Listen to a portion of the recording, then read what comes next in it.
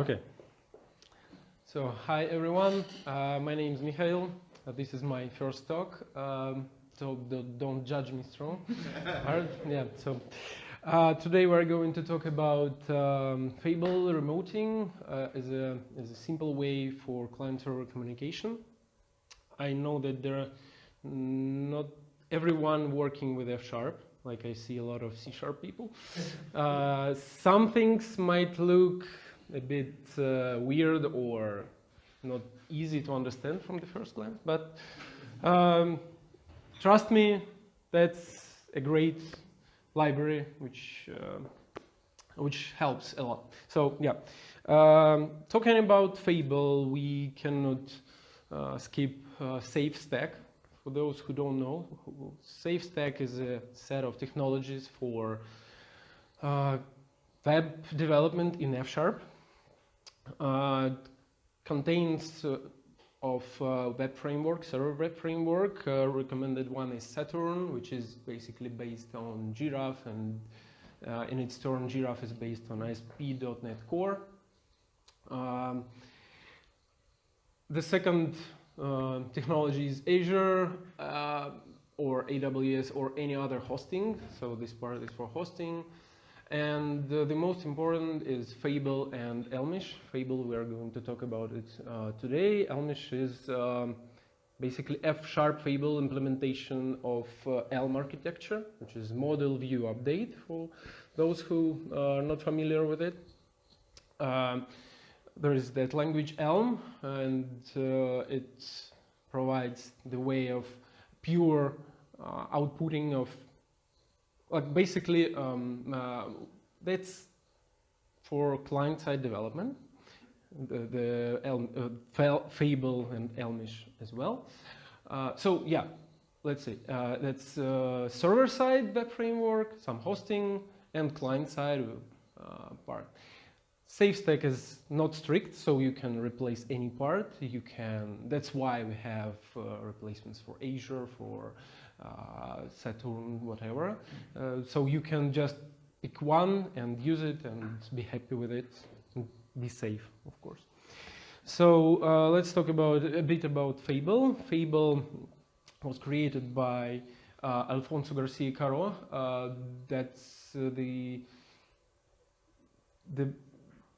F# library for client-side development, which is basically, of course, F# to JavaScript compiler, first of all. Just every F# code, which is type safe, strongly typed, everything from F# functional, firstly, can be compiled into JavaScript, and you will be proud of it, as creators claim. So one of the biggest benefit is that you use the one language for everything, server and client side. The recommended or the most popular way for Fable applications utilizing Elm architecture, again, it's model view update, where it's one-way flow of state, of data. You don't have state notations. Everything is pure or should be pure.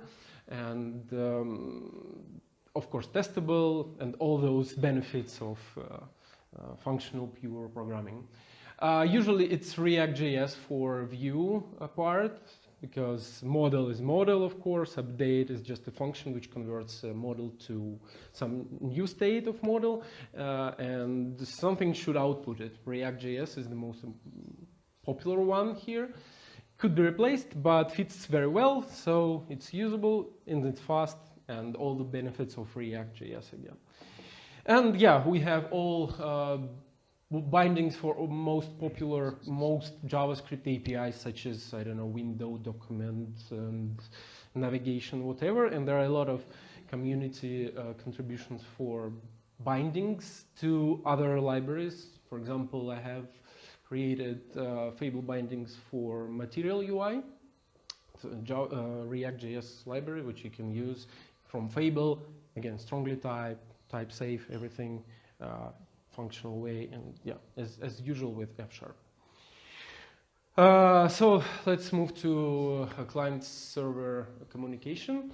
When we talk about client-server communication, the first thing which comes to our mind is to take a REST, right?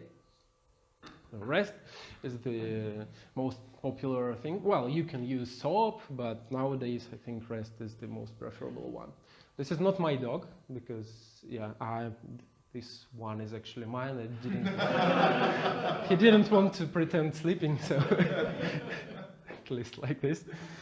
Yeah. REST. Here we have two examples of REST, server side of REST. So this is ASP.NET Core controller, which has root movies, right? So we have get, post, another get, could be put, delete, all those verbs. Here it's written in Jira, so it's shorter. But again, you always need to talk, to think about those HTTP verbs, HTTP statuses. You return OK, created, whatever. So you need to remember all those routes. This is the client side of this, so you always need to remember some URL. Okay, it could be a base URL, but again, you need to remember the routes. You need to remember which HTTP verb to use. You need to somehow handle some headers and so on. So that's kind of too much to think about, and we all want to focus on our business logic. And all these infrastructure things like controllers, combinators, web parts, and I don't know, fetches, XML, HTTP request, whatever. It's HR should be, right? Anyway, we don't need all of that, really. We can make it better. I don't want to give you any promises, but Fable.Remoting is a library which wraps all that, all those previously said, and provides you a very simple RPC approach. So yeah, I have to say that this is Daid Ajaj. I don't know how to pronounce his surname, but he's the creator of Fable.Remoting. Very nice guy, so thanks to him, all the credits. So Fable.Remoting, it's simple but flexible. Well, I mean that it's, to start, you can write just a couple of lines of code, but you can customize it as you wish, like really deeply. It's declarative and functional, what we like, especially in F# and functional programming. I will show you later how declarative it is, and functional, of course, since we're talking about F#. Type safe, of course, again, F#. All things, all the benefits of F#, and again, you don't need to remember all those verbs, all those roots, anything. Fable.Remoting provides server-side adapters for all the mentioned frameworks of SafeStack. And for client-side, it can be not only used from Fable client, but also from .NET client. So you can write code in your even C# and just consume a Fable server side, like not Fable, just server side. Unfortunately, we won't have time for looking at that, but trust me, it's possible and pretty simple. So what we usually have, server creating something, so it has some HTTP handler, it outputs some model. What it needs to do, it loads, somehow maps usually and serializes, outputs the model, and there's a client which tries to get it, so sends the request, handle the response, deserialize, and not always they fit, by the way, so sometimes server provides a bigger model and client needs something smaller. What if we just combine everything in one place? So we just have a function, in this case getMovie, which expects an ID and returns you the movie which you need. That's it, just a function. So server will implement that function, and the client will just call it as you do with other functions. So to do all that, we need to do 5 steps. Yeah, 5 steps. First step is to declare our contract. This is the shared record type. So basically, in our case, it's a movie store with several functions. All movies, movie by ID, create movie. The second step is to basically implement that. So you create a value of type movie store and provide these functions, just returning the movie, or I don't know, maybe don't return anything or some result. And you expose it on the server side with a very simple API with pipe operators, very functional style. And then basically with Saturn application, you just need to use it as a router one, and that's it. So basically this is the whole server-side application. And on the client side, we create a proxy based on that type. So it will be of the type movie store. And just call it. Just call these functions. Nothing else. You don't need to bother about all those, again, HTTP verbs, statuses, responses, requests, headers, whatever. Nothing. Just call the function. Let me show you a simple demo of that. I will open Visual Studio Code. So I have a prepared project. I hope everyone will see everything. So yeah, I have a simple application which has 3 parts: client, command, and server. So common part. Do you want me to write that all those steps by hand? I can do that, or we can just see what I have already written. It's up to you. Okay. Just let's write it. Okay. Let's write it. So as I told you, do you see it? Is it enough? Yeah?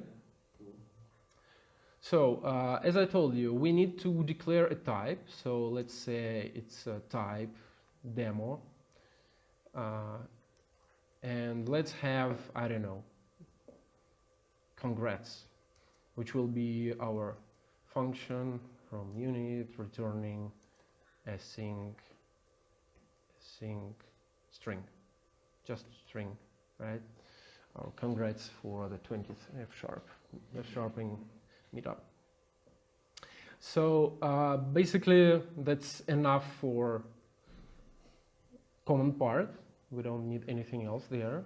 Let's go into server side and write our API. So that will be, what do we need to do? We need to create a value of that. So let's demo equals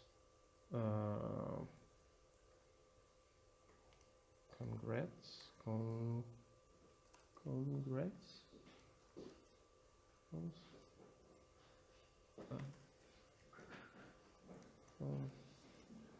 Async and return happy 20th meetup. FSharpers.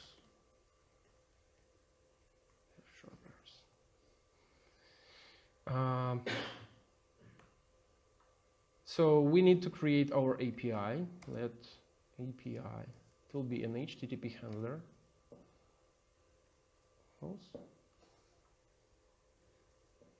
Remoting, as I told you, remoting, create API, we pass it to remoting from value. So we have a value of our contract of the demo, from value demo, and remoting. One more thing here, since I have several contracts in one application, I will need to do to change the root builder. It will be a spring def was a demo.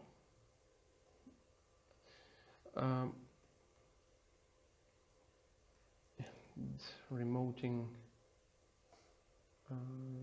build HTTP handler. So why I need a different root builder? Root builder is a function which takes two parameters: the type name and the method name. You can see it. Here I want to have a prefix. I have several contracts in one application, so each of them has a prefix. And unfortunately, remoting for now, it only checks for equality of the string, not like ends with something or starts with something. Just it must be equal. So in my router, I need to forward that demo to my demo API, I believe. API, yeah, that's it. So our server side part is done, just as simple as that. Here, of course, you can have more functions as I already showed you. Okay, so on the client side, I already have a simple application prepared. Let me run it actually.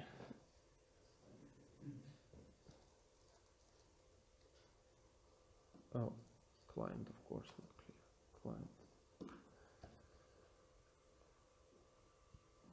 While it's building, I will tell you that I have a simple application. In this case, for demo, it's Elmish, by the way. Yeah. So as I told you, we have a model, very simple model with just text. We have update function which gets the message and the model and outputs another model, like a new state of the model and possibly a command.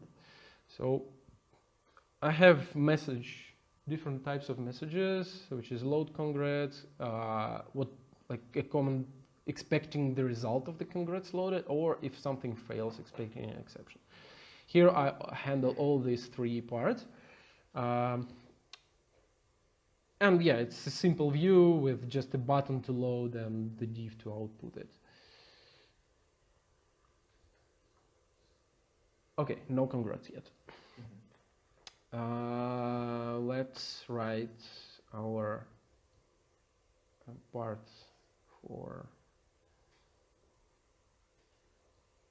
client side. So we need to declare, we need to have a proxy of type demo, which will be remoting,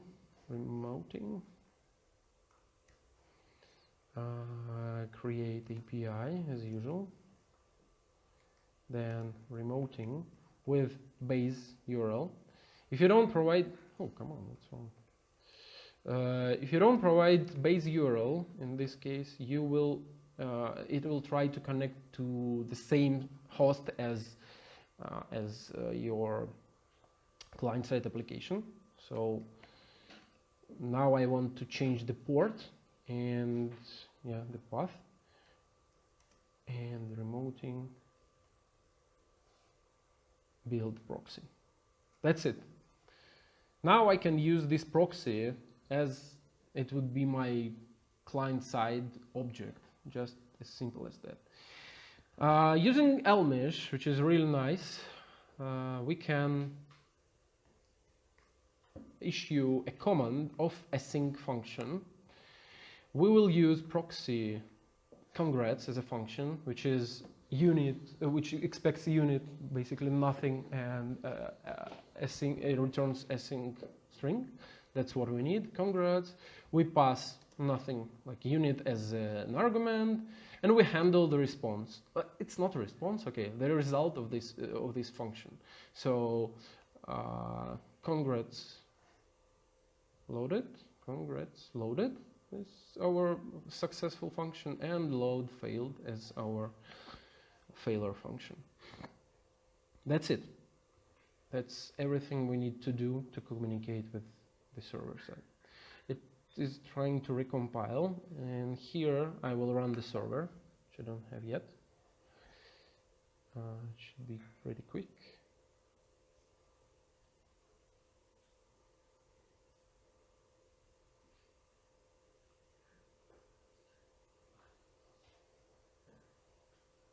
Okay, so it's listening on the port 5000. So now if I click this button, yeah, okay, happy 20th meetup of Sharpers. I don't know if you want a proof of that, because it was pretty fast and everything in one project. Let's, I don't know, make a delay if you want, or I can show you actually more complicated examples, more complex examples. I have some basic movie store. We can switch to basic here. So this is the list of movies. I would like to load them from the server side. Let's load the movies. We get them. Yeah, movies are loaded. Interstellar, for example. We get the details of it. We can create another movie. Let's say The Matrix. Which year is that? Anyone knows? 99. Okay. 97. Okay. Oh. Let's get some image URL for it. Matrix. I don't know. Oh, come on. Come on. What's that? Okay. Yeah. Open a new tab, otherwise it will be not the. Oh. Copy image address. Okay, we can use it. Where is it? Here it should be. Yeah. So we create a movie. Yeah. We have it in the beginning of the list, and this is the new movie. So all that is done with Fable.Remoting without thinking of HTTP requests. Actually, there are GET requests and POST requests, but we don't know about that because we have our basic movie store. Here we have common objects, common types like movie details and movie itself. And our store, which has all movies, movie by ID, and create movie. Here, when you create a movie, actually, in the real life, we would use a model for that, but I wanted to show that even tuples are working here. Everything like works as with any real function. Then we have basic API, which implements all that. Don't look at this mutable movie list. It's just for testing purposes, like demo purposes, let's say. So we have all movies. I simulate the delay here, just as we would go to some maybe API or database, whatever. This is the movie list mapped to movie, small movie, not without all the details, or movie by ID, where we try to find it and return option. By the way, it's movie details option, so it's either some or none. And when we create, like in this case, I return the same movie, but you can do whatever you want. Here I create the value of this type, and as you already seen, that's the same way to expose it. The API here, yeah, basic, I forward it by this prefix. If you don't use several applications, like several contracts in one application, you can just use it as a router, just directly in application here. So you can use the same API just directly. And the client side, which is a bit more complicated since it has several actions. So the same thing, the proxy, my movie store as a proxy. This is my initial model for the whole, like this part of application, which is just movies or some selected movies probably. It's loading for spinner and fields for the new movie. This is our update function where we handle all these commands or those messages. Basically, again, the same approach of async all movies or movie by ID and providing success or failure functions. Here we pass ID as a argument with not just unit. A bit more complicated, but not that much. Create movie again, async. So we pass create movie, we pass this tuple, and yeah, movie created or load failed.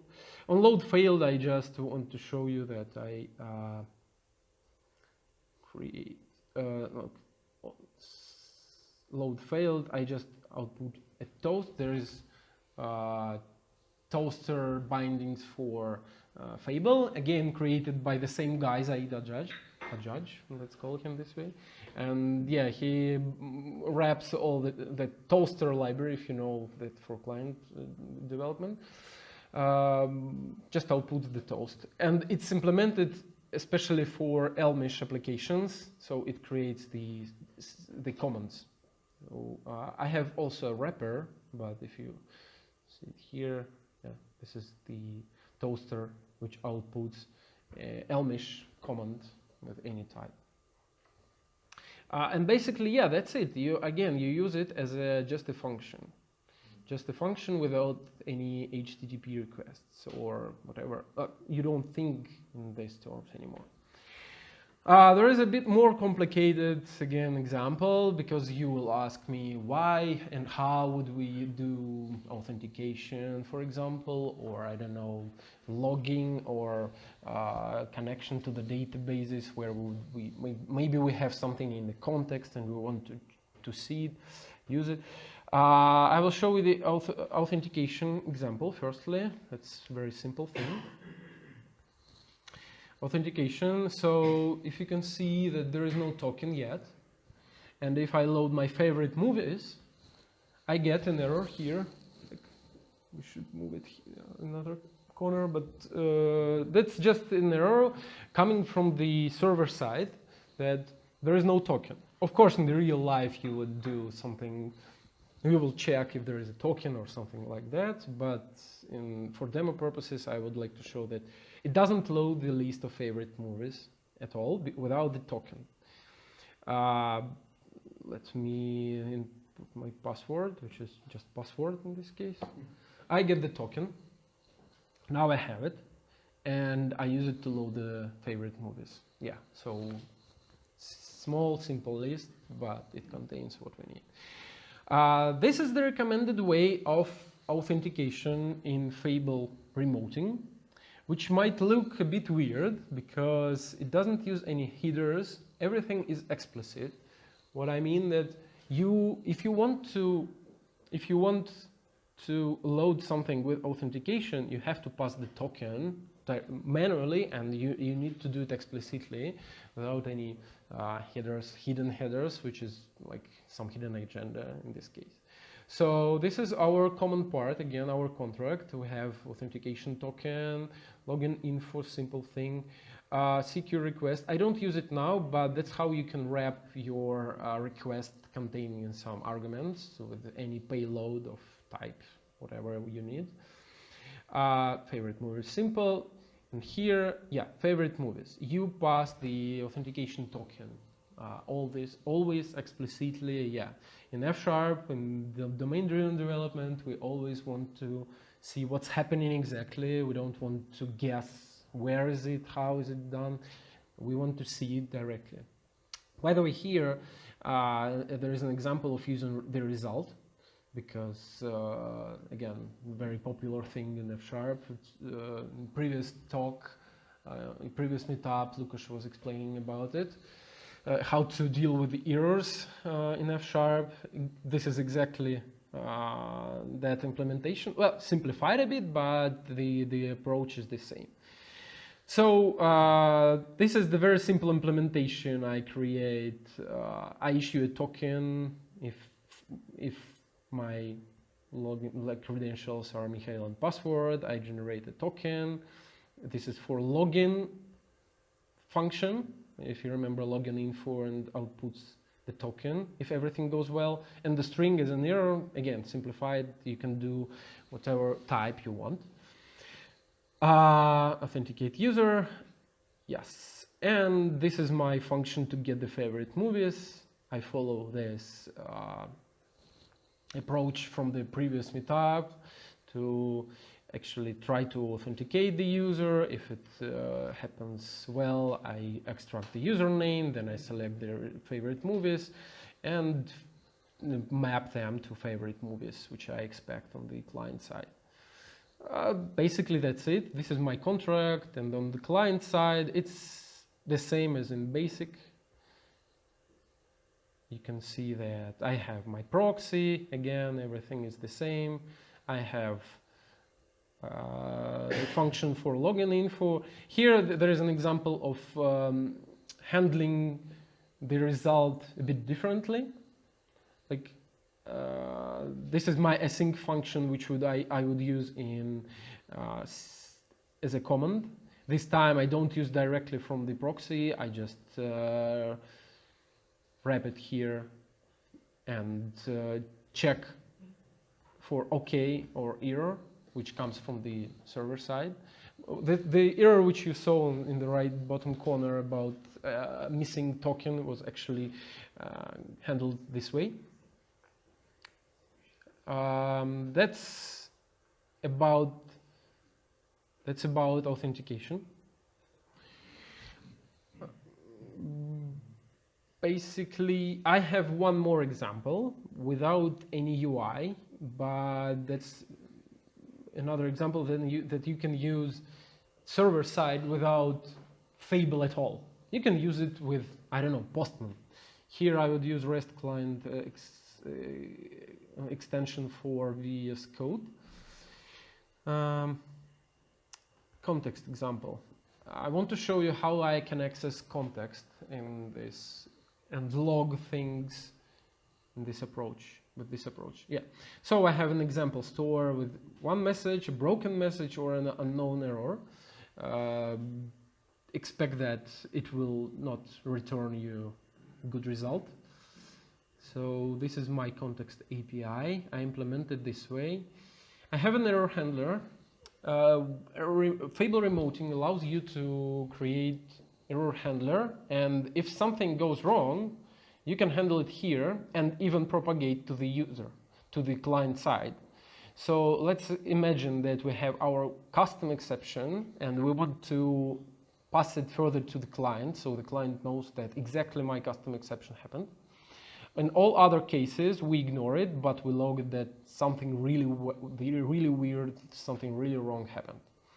So this is my implementation of my store. But look, here we don't have a value. It's a function which expects the logger. It's a pure function, by the way. Like, it expects the logger and it returns a type example store with the implementations, but there is no connection to any context or whatever, HTTP context or any database. So it's pure and easily testable, of course. So I have a message, congrats again. Here I just log it that the message is requested. If in the broken message I raise an exception, so exactly my custom exception, so I want to show you that it will fail, it won't return you anything good on the client side. And in unknown error, I just raise very simple exception, and just to show that something really terrible happened. Here, I wrap it. Yeah, basically this is the whole magic. I wrap, this is a function which expects the context and creates an example store from that context, passing there a logger from the context. And when I create the API, I don't use from value anymore. I use from context, and Fable.Remoting will pass the context to that function, which will create the value of needed contract. That's it. So again, my real business logic should be here, and it's pure function, which is easily testable and clear. And this side effect, let's say, connecting to the HTTP context, is just pushed to the border, right, to the edge of our request. to show that it works as expected, I have this prepared. So look, as usually, I have a prefix. In this case, it's context. I have the contract type, which is example store, and these are the function names. And if we call them, we get congrats again, which is good. And here you can see, you should be able to see that there is a context API logger and the message requested, so the log happened. Here, if we send request to broken message, we get a broken message failed to return. So this is the propagated error to the client side. We have it. And if something wrong happened, the error is ignored. Here, you can have more, of course, more properties and pass whatever you want in the error object. Here, it's just a string, and it says that it's ignored and handled. So, as I told you in the beginning, it's simple from the first glance, but it's flexible, so you can, if you really need, you can use context API. Moreover, you can, for example, for authentication, you can use with header, so you can really use header bearer token authentication and handle that, but a bit differently. So on the client side, you will say that use it with header, and on the server side, you will need to implement it as you do with, I don't know, Saturn, Giraffe, or ASP.NET Core as usual. And then just check if you have the token, and that's it. Again, it's not a silver bullet, but for many cases, it really simplifies what you do on the daily basis. You don't need to bother to think of those HTTP requests. By the way, if there are no arguments, if the argument is unit, or there are no arguments at all, since it's async, you can just call it as async and awaited, right? Then it's a GET request. Otherwise, it's a POST request. So the model which you pass as argument, one or would it be even string or integer, whatever, it will be a POST request. So the size almost doesn't matter. I mean, it's not a query string, which is really limited. Other than that, you can change the build, you can change the build router, all those small changes, all those configurations can be done. And if you really need something really weird, you just make a pull request, and I hope Zaid will approve it if it makes sense. So basically, that's it from my side. I hope maybe you have some questions. Just tell me. Yeah, Come on. I have one. So in case of an error, you're returning the result. So like on the OK part, you're just passing through the OK value, and the error part, it will just send the error side with some like 400 or 500 response code, or how does it work?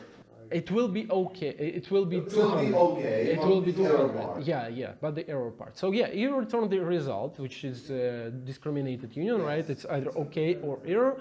You get it as in terms of Elmish application, it will be a success. Yeah, I actually have this example here. I will show you. It was in. It actually was in authentication store, I believe. Okay, let's move it here. No. Come on. Let's close all that. No, it's not a client side. Client, yeah.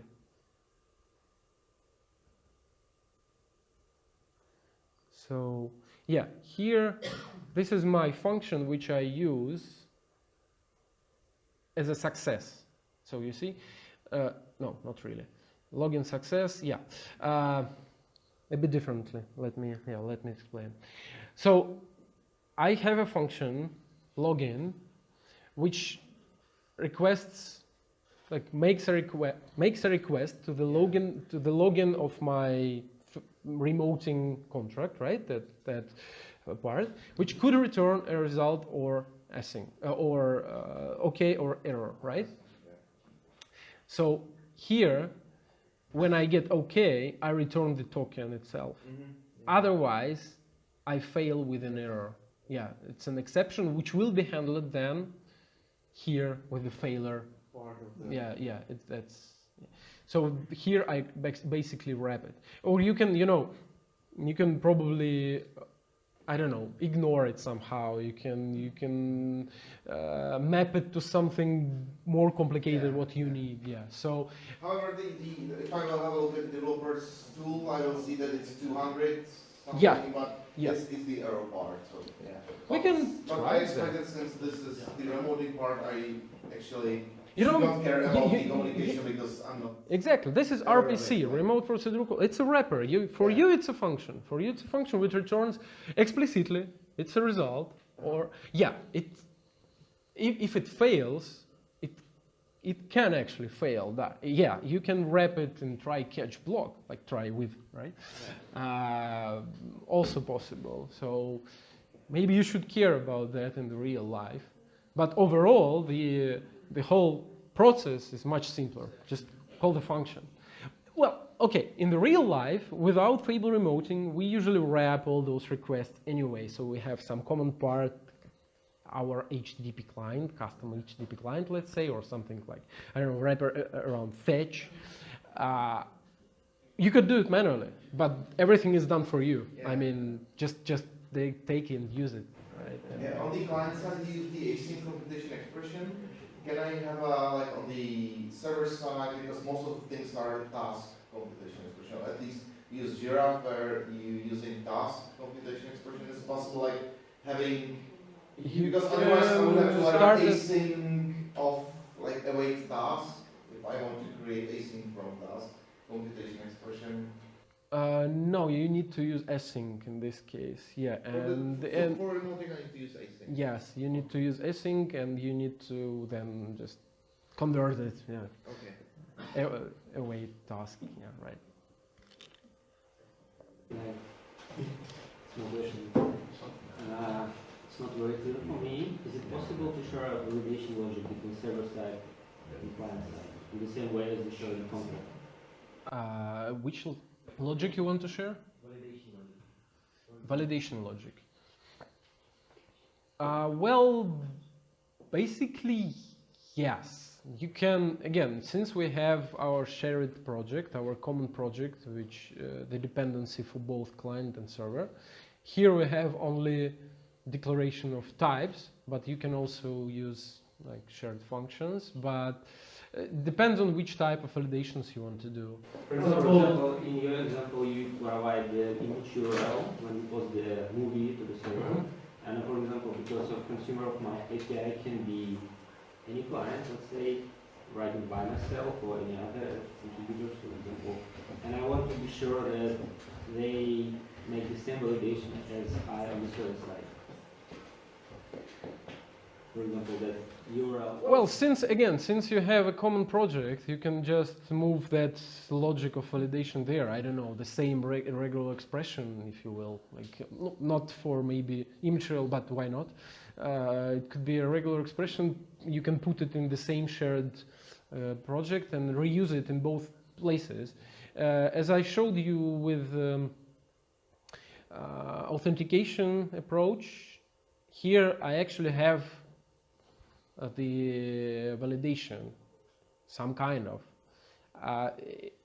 You see here it's kind of not visible. I mean, this authenticate user returns result, which means that it might either return your principal, like claims principal, a user, for the credentials you provided, or an error. So that's visible. And in my implementation, I actually make this validation here. Like if it's Mikhail and password, then we generate a token and output OK. Otherwise, it's an error. So basically, this part could be just moved to the common project. Like not exactly this, but because this doesn't make sense. But if it would be a validation of, I don't know, some string email or I don't know, URL, yeah, that could be there, and you use it from here and from the client side as well. Because on my client side, I don't have any validation really. Now. This is server side, but common, this is common project, you see? It is used from the client side as well. Yeah, but it's only in the case when you're also the producer of backend and frontend. Yeah, but if you're... There is no, let's say, it doesn't make sense to share the logic if you are not the producer of both. I mean, how would you do that? Like, it can be done. I can describe some validation. Okay, you can put that common project to the Nugget, I don't know, repository and use it from both.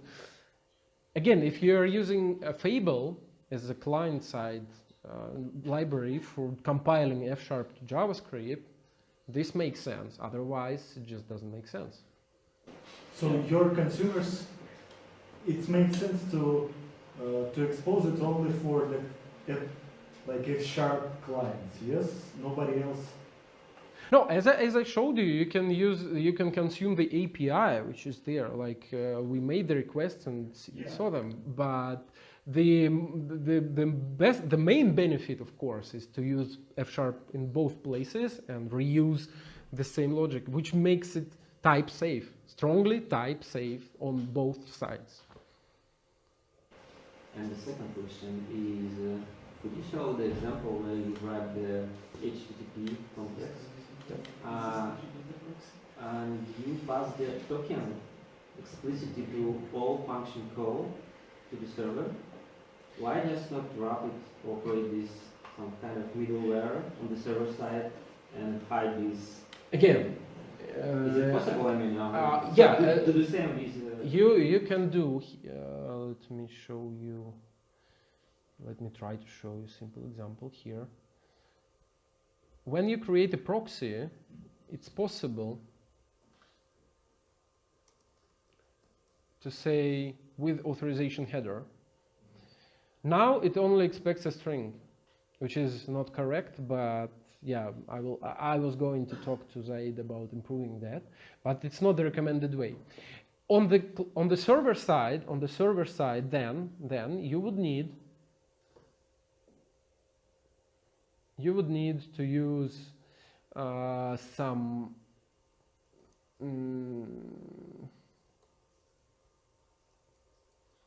or should be pipeline, right? Pipeline and pipe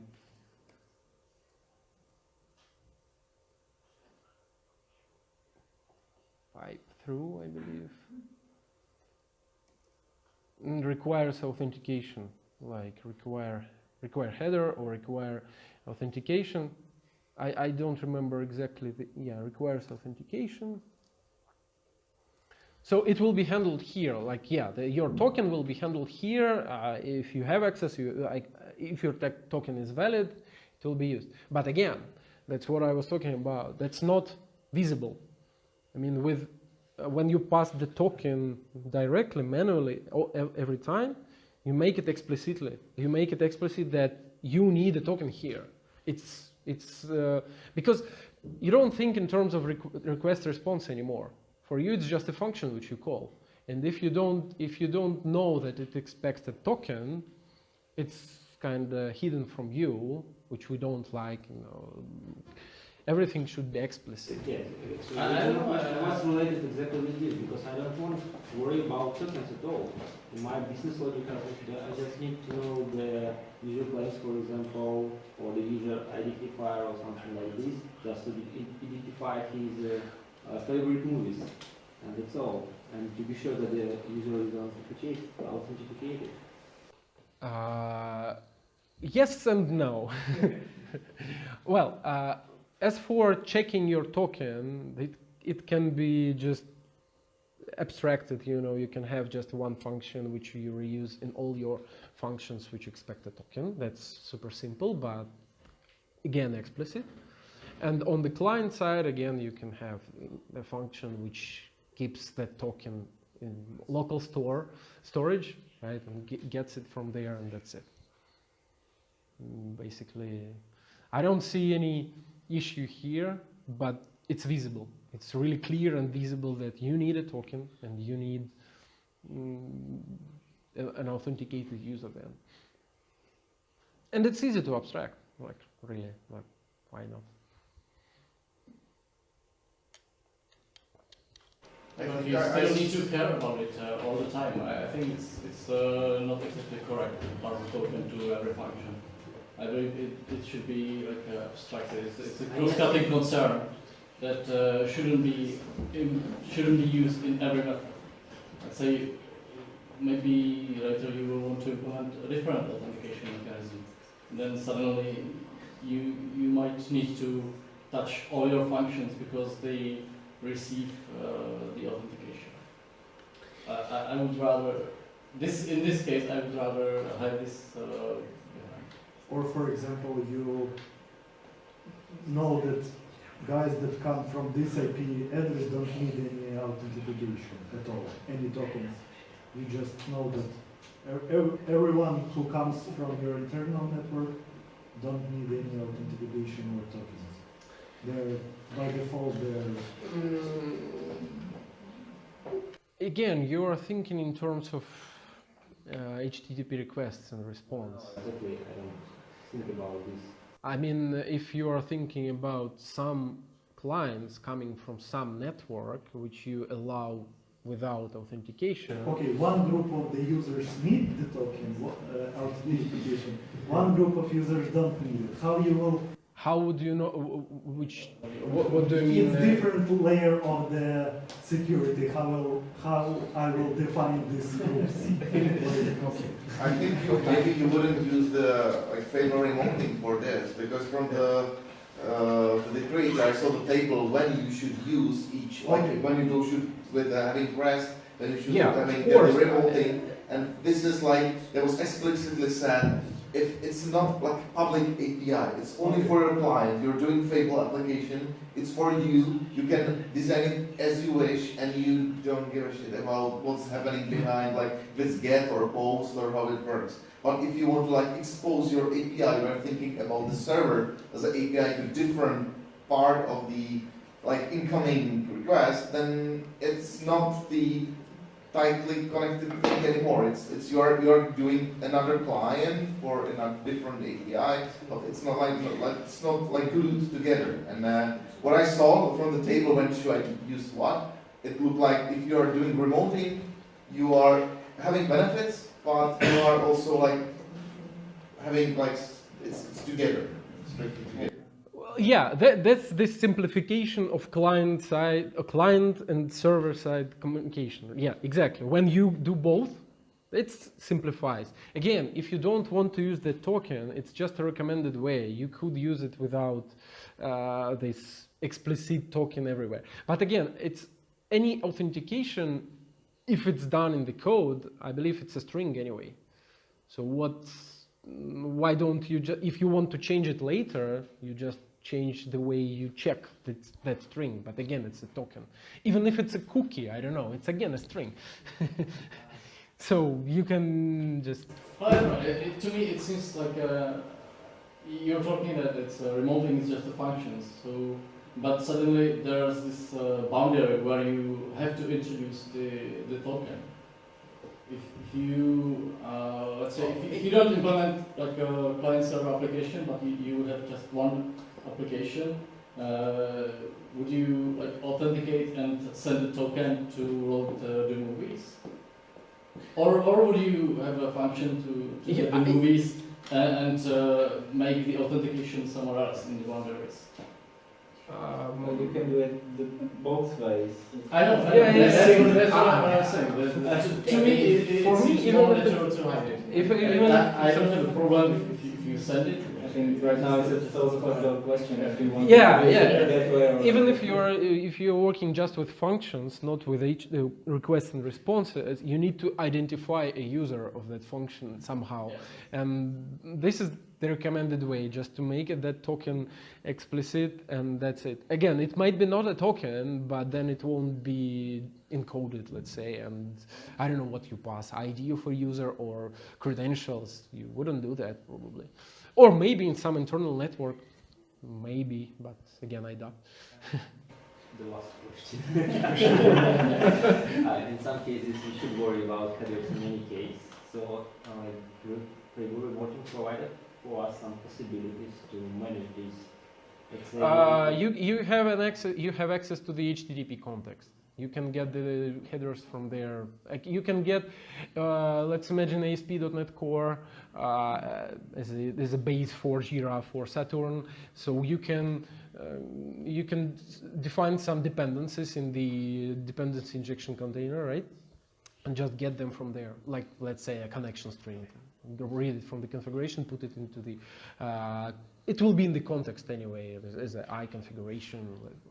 For example. Let's say I should pass some authentication parameters for proxy. If I use proxy, it means client server, for example, or something like this. There is no. You can. You understand that it's possible. Right? Yeah, it's possible. You have access to the HTTP context on the server side, and on the client side, there is again that helper function with header. You can set your header which you wish. I mean, like any. So there is some embedded. There is some you told about dependency injection container, conversion container. There is some out of the box inside the Fable. It's not inside of Fable. It's if it's a Saturn web framework, it's based on Giraffe, and Giraffe is based on ASP.NET Core. So this is Kestrel under the hood. It's the server side, but what about client side?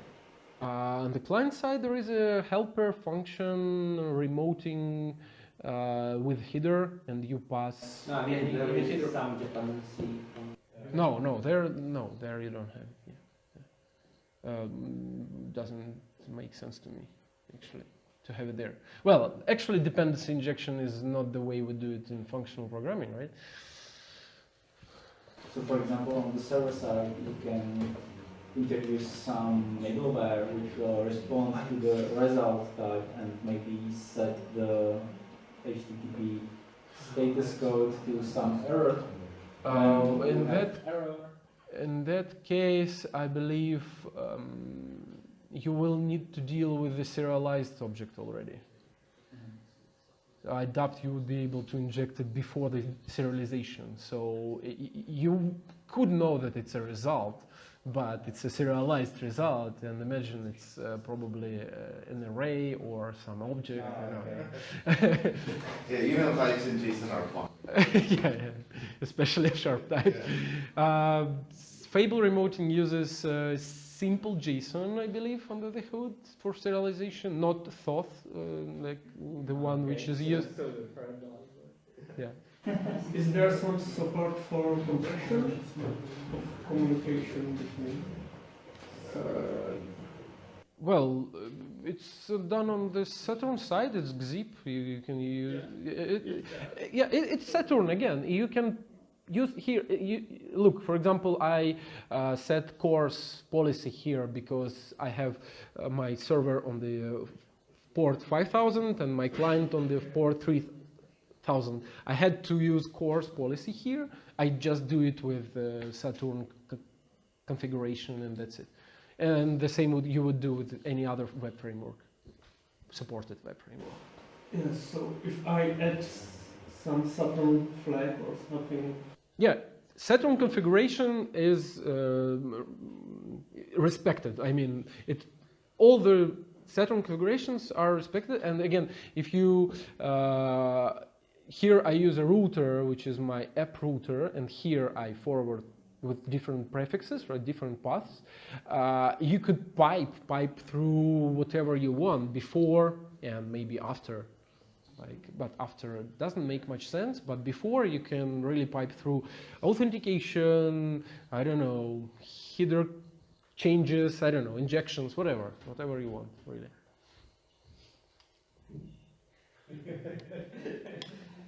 In the beginning of the presentation, you told us that the consumer of the API can be any client. Maybe do you have example? Unfortunately, I don't have example of .NET client, but there. Postman. I showed you actually. I showed you that. Look, this is my Postman. Like it's an extension for VS Code. So Yeah. So I want to make this request. I do it and I get it.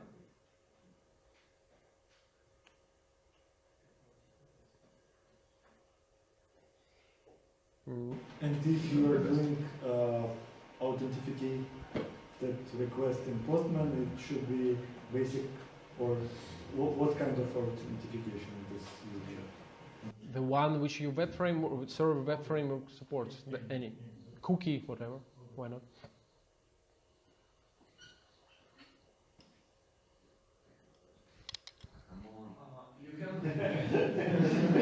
You can create those applications without using Fable.Remoting, am I right? Like, did I understand it correctly? You mean client? Which kind of application? With the same architecture and design as usual. You mean client application? No. Well, the Fable.Remoting is the communication layer. So I mean, that's where I define the functions which I would use on the client side. This is Fable.Remoting. Otherwise, you would need to write your actions for, or other actions or handlers for get, post, whatever, by some route.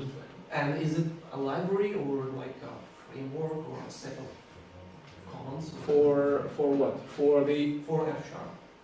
For To F-Sharp? create communication layer. As a communication layer, this Fable.Remoting is a library. It's Yeah. just a library. So my question is, can you create the application without using it? Yeah, of course. This is the safe stack, as I mentioned. Saturn, in this case, is or SUA for Jira for ASP.NET Core is a web framework which can be written totally in F#. There's no issue with that. And then you just with I don't know with Saturn SUA for Jira, you just create your HTTP handlers and map them to some routes like. And with some probably arguments in the query string or in the path or as a post request as a body. But I don't need Fable.Remoting for that. You don't need Fable.Remoting. So then how Fable.Remoting makes my life easier as a developer? Or does it like compare? You don't think in terms of request and response anymore. You just call a function on the client side, you call a function, and that's it. You don't know that under the hood there is an HTTP request with some response and it's serialized, deserialized, and blah, blah, blah. You don't know about that. You don't care. I mean, you just call a function. That's it. This is the whole simplification, basically. Yeah, of course it happens. There is no magic. Yeah, but you can, of course, use it in F# without. How this library does understand to which method wrap your function? I mean, get, post, how choose? I already mentioned that. If there is no arguments, there are no arguments, it's a get. If, oh, sorry? Anytime. Yeah, it's get if there are no arguments. If there are arguments, it's post, and those arguments are passed in the body. Not in the query string, but in the body, all the time. But again, you don't care. And there are no put or delete. There is options, but it's done on the infrastructure side, on the browser side. Get post in the box. Yeah, yeah. Inside, it's only get or post. And maybe you did estimation of performance cost when you use this framework, high-level services or high-level application? It's basically it's no, I haven't done any estimations, but it's the same thing which you would do. It's serialization and deserialization. Basically, there is no difference at the end. It's just a wrapper. It wraps and makes it, since it's F# on both sides, it makes it type safe and strongly typed. That's it. But at the end, it's just a wrapper which wraps your function to some route on the server side and serializes the response. And on the client side, it makes a request to that route and deserializes it. So the same thing. You would do it anywhere, anyway, in any place, if you use F# on the client side, of course. Or any other, I don't know, not JavaScript language. Even with JavaScript, you can convert it to an object, from JSON, from the stringified JSON to an object. It's, again, something. So no difference for me. Not much. You shouldn't bother. And regarding routing, why don't put common part of routing to common library? I mean, for example, demo. You have to write it on server side and on client side. Maybe You can do that, yeah. the common part Yeah. it will be automatically. Yeah, it's possible. Actually, this was the example of using several contracts in one application. Again, if you don't use that, I wouldn't do that. I'm using it, but for example, I put this demo part inside common part of my application, and server side and client side automatically understand that. Yeah, it's an option. Why not? Yeah, no problem with that. You can do that. It's just a demo, just to show you that here it is. But if you have just one, you don't think about it at all. So, for example, here I can say basic API.API. This is my router, and there won't be any prefix. I mean, in that API, I would remove this part. It won't be anywhere. There won't be that prefix at all. And on the client side, I will just set the host, like local host 5000. That's it. Because again, I have two parts of application. I have demo and basic. And I would like to put this basic string, not to client, to server, in one. Do it. Why not? Why not do it? But how after client and server understand that if in path there is basic, we should routing to this layer too? No. You will anyway need that. You will anyway need a router. Yeah, but why don't put router in common part of application? And when you I will tell you why not, because router has a dependency on Saturn, and Saturn is not a Fable library, and your Fable application won't compile if you have such dependency. Because libraries for Fable are special. They are really special. Yeah. In the Nugget package, you need, when you pack it to Nugget, you need to copy the code itself, the source code, to a special folder as a producer of Fable Nugget package. And then Fable will be able to use it. And it's done for optimization, actually, for tree shaking. So if you have that code, all that code in your package, for example, Fable, when it compiles, actually Webpack would do that, it will take only the parts which are needed and make your bundle smaller, your JavaScript bundle. Not every F# library works with Fable. That's, yeah, true and probably sad, but, you know, depends. Fable can call client or Sorry? Fable. If I use the Fable, can I call the client, for example, from the server side? Client code.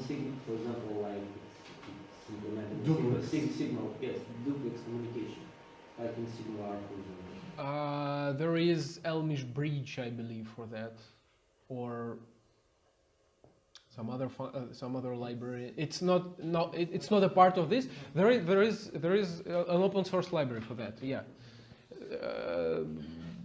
Using sockets under the hood, I believe. Yeah, there is a library for that. That's a separate thing. Yeah, there is such thing for Fable, even for Elmish. I mean that it's ready for using in the Elmish architecture.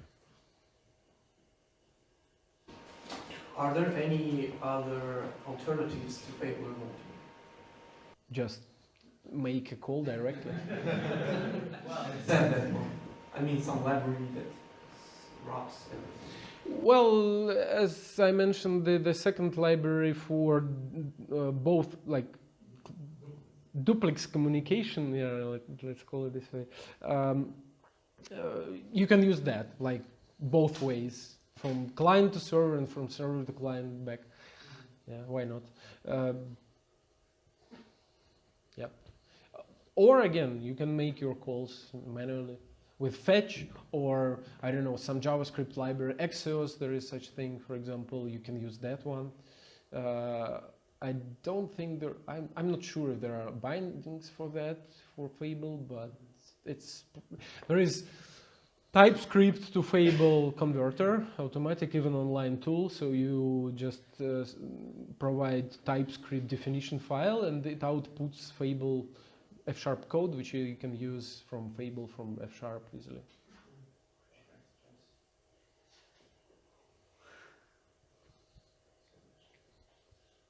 That's it.